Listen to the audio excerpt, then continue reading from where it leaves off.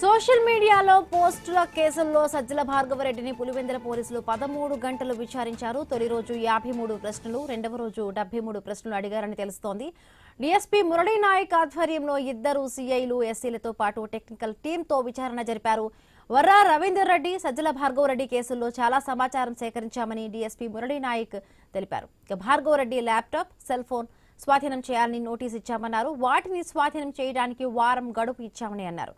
Laptop, cell phone ఎఫ్ఎస్ఎస్ఎల్లో analysis చేస్తామని అన్నారు. మరొకసారి విచారణకు రావాలని భార్గవరెడ్డికి నోటీస్ ఇస్తామన్నారు. నిన్నటి దినం 53 ప్రశ్నలతోటి విచారించాము. వివిధ అన్ని రకాలుగా విచారిస్తూ సోషల్ మీడియాకు సంబంధించింది. ఈరోజు 3 గంటల నుంచి స్టార్ట్ అయ్యి ఈరోజు అంటే 26/4/26 తారీఖు నుంచి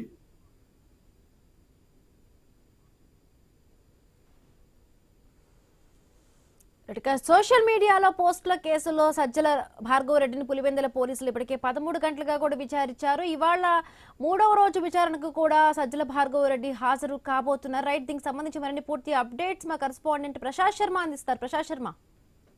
హిమబిందు, ఏదైతే వైసీపీ సంబంధించిన సోషల్ మీడియా మాజీ కోఆర్డినేటర్ ఎవరైతే సజ్జల భార్గవరెడ్డి ఉన్నారో మొన్న 2 రోజుల పాటు పులివెందుల పోలీసులు పెద్ద విస్తృతంగా విచారణ జరిపారు. తర్వాత పులివెందుల డీఎస్పీ మురళీ నాయక్ తో పాటు ఎస్ఐలు, తర్వాత సిఐలు, తన టెక్నికల్ టీంలు పెట్టుకుని మొత్తం విచారణ చేశారు. మొత్తం పోస్టులు గతంలో 2024లో నమోదైనటువంటి 2 కేసులు 409, 411 కేసులకు సంబంధించినటువంటి కేసుల్లో పోస్టులు పెట్టినటువంటి వ్యవహారంలో ఏ విధంగా పోస్టులు పెట్టారు, ఎక్కడ ఎవరి ఆదేశాల మేరకు పెట్టారు, తర్వాత ఈ పోస్టులు ఎక్కడ తయారు చేశారు, తయారు చేయడానికి మాస్టర్ మైండ్ ఏంటి, వెనక ఎవరున్నారు, ఎవరి ఆదేశాల మేరకు చేశారనేటువంటి కీలక ప్రశ్నలతో దాదాపు మొదటి రోజు 53 ప్రశ్నలు, రెండవ రోజు 73 ప్రశ్నలతో వారిని విచారించడం జరిగింది. అయితే దాదాపు 13 గంటల పైనే డిఎస్పీ ఆధ్వర్యంలో ఈ విచారణ కొనసాగింది.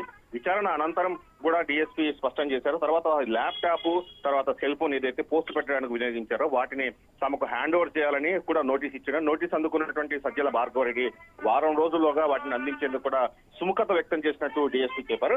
అయితే సజ్జల భార్గవరెడ్డి నిన్న చేసి 126 ప్రశ్నలకు చెప్పినటువంటి సమాధానాలు, తర్వాత ల్యాప్టాప్ లో, తర్వాత సెల్ ఫోన్ లో ఉన్నటువంటి సమాచారం 2 క్రోడీకరించుకొని ఏది నిజము ఏది కాదని నిర్ధారించుకున్న తర్వాత మరోసారి విచారణ పిలిచే అవకాశం ఉందని చెప్తున్నారు. హిమబిందు.